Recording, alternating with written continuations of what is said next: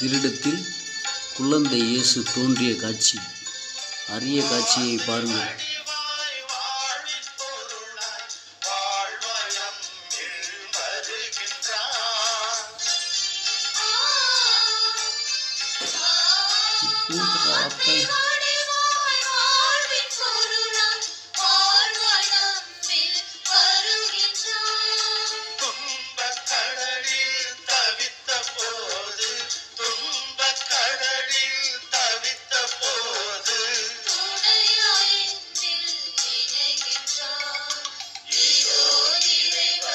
வேளாங்கண்ணி மாதா திருப்பலியில்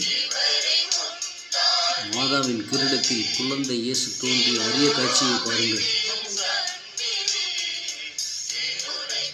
4/3/2023